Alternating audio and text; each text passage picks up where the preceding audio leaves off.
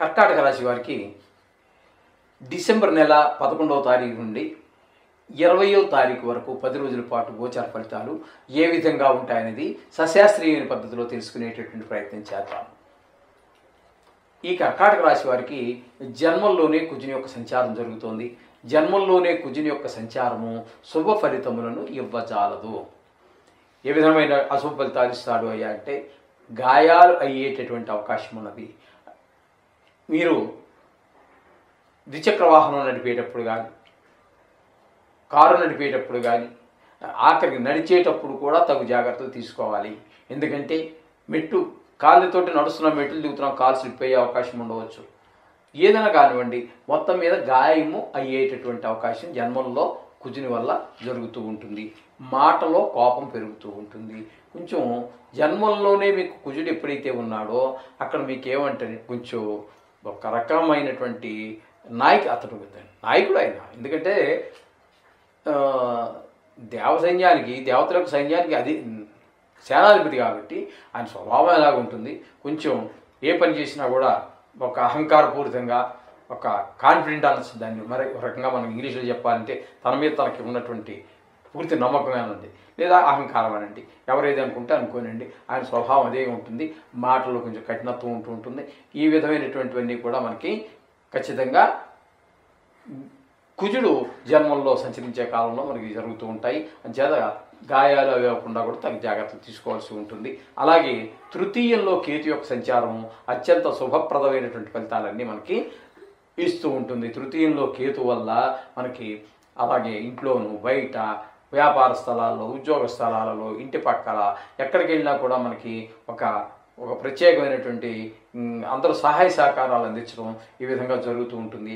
అలాగే అన్నదమ్ములందరూ కూడా మీకు సఖ్యతగా ఉండటం, మీకు సపోర్ట్గా ఉండటం ఉంటుంది. అలాగే మీ సేవకులు కూడా మీకు సపోర్ట్గా ఉంటూ ఉంటారు. మీ మిత్రులు కూడా మీకు అందరికీ కూడా సహాయ సహకారాలు బాగా అందిస్తూ ఉంటారు. ఈ విధమైనటువంటి చక్కటి ఫలితాలన్నీ కూడా మనకి ఈ కొంచెము ఈ సహకారం వల్ల రియల్ ఎస్టేట్ వ్యాపారం చేసేవారి రంగాల్లో ఉన్నటువంటి వారికి కూడా కొంత మంచి అవకాశం కలిగే అవకాశం ఉంటుంది. అలాగే షేర్ మార్కెట్లో పెట్టుబడి పెట్టేటటువంటి వారికి కూడా దీనివల్ల కొంత సానుకూలమైనటువంటి ఫలితాలు వచ్చి లాభాలు పొందగలుగుతారు. ఇకపోతే పంచమ స్థానం, షష్టమ స్థానాల్లో రవి యొక్క సంచారం జరుగుతోంది. పంచమ, షష్టమ స్థానాల్లో రవి యొక్క సంచారము మనకి 5వ స్థానంలో ఒక 5 రోజుల పాటు, తదుపరి 5 రోజులు ధనురాశిలోనే సంచారం జరుగుతూ ఉంటుంది. ఇక్కడ 5వ స్థానంలో రవి యొక్క సంచారం మాత్రము శుభ ఫలితమని ఇవ్వజాలదు. అంటే ముఖ్యంగా సంతానం మీద, చదువు మీద శ్రద్ధ తగ్గటము, ఆటల మీద పెరగటము, పక్క పిల్లలతో గొడవలు తెచ్చుకోవటం, లేదా పరిగెడుతూనో ఆటలాడుతూనో గాయం తగిలించుకోవటం, హాస్పిటలైజేషన్, కొంచెం ధన వ్యయము, ఈ విధమైన పరిస్థితులన్నీ కూడా మొదటి 6 రోజుల్లో ఉన్నప్పటికీ తదుపరి 6వ స్థానంలో సంచారం చేసేటప్పుడు మాత్రం అత్యంత అనుకూలమైనటువంటి ఫలితాలు ఇస్తాడు. ఆరోగ్యం బాగుంటుంది. అలాగే ధనుర్మాసం కాబట్టి ఇక్కడ ఈ ధనుర్మాసంలో వాతావరణం చాలా చక్కగా వాతావరణం ఉంటుంది. 6వ స్థానంలో కూడా ఆయన మనకి మంచి ఆరోగ్యాన్ని, రుణాలు ఇచ్చే అవకాశాన్ని, ఆదాయం పెరిగే అవకాశాన్ని, అలాగే అంతా కూడా ఒక ఆహ్లాదకరమైనటువంటి వాతావరణం అంతా కూడా 6వ స్థానంలో ఉంటుంది. అలాగే కోర్టు వ్యవహారాలు ఏవైనా ఉన్నట్టయితే వాళ్ళకి కూడా ఈ మిగతా ఈ రెండవ 5 రోజుల్లో మాత్రం మీకు 16 నుంచి 20 వరకు కోర్టు వ్యవహారాలు వాయిదా పడటం అలాంటివి ఏమైనా ఉన్నట్టయితే అవి మీకు సానుకూలంగా మారేటువంటి అవకాశం కూడా మనకి ఇక్కడ ఈ రవి యొక్క సంచారం వల్ల కనిపిస్తూ ఉన్నది. అలాగే సప్తమ స్థానంలో శుక్రుని యొక్క సంచారము అంత శుభప్రదమైనటువంటి ఫలితాలను ఇవ్వజాలదు.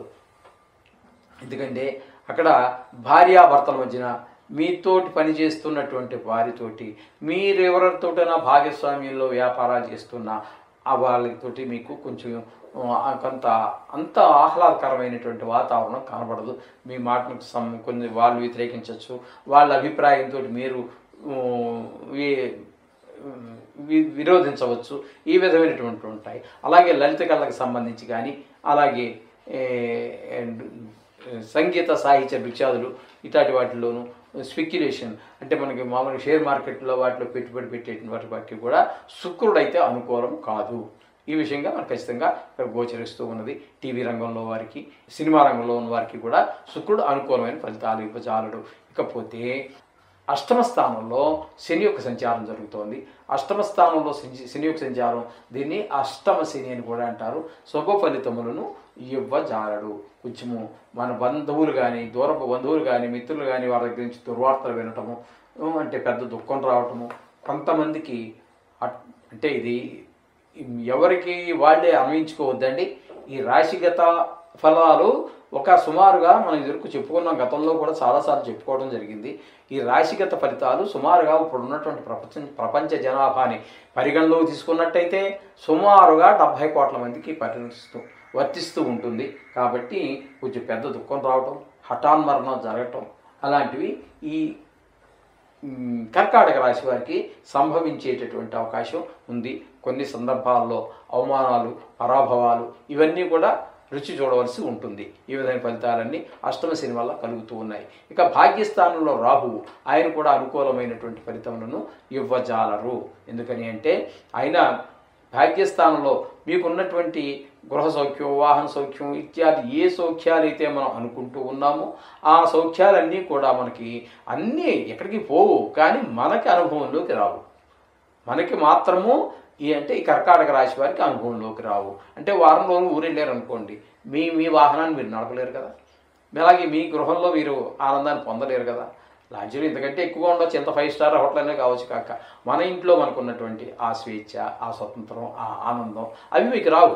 ఆ విధమైనటువంటి పరిణామాలన్నీ కూడా భాగ్యస్థానంలో ఉన్నటువంటి రాహు వల్ల అన్ని చేతికి అన్నీ ఉంటాయి, కానీ ఏది అనుభవంలోకి రాదు. ఈ విధమైన ఫలితాలన్నీ మనకి భాగ్యస్థానం రాహు వల్ల కలుగుతూ ఉంటాయి. ఇక దశముల్లో గురువు యొక్క సంచారం మనం చెప్పుకోవాలండి.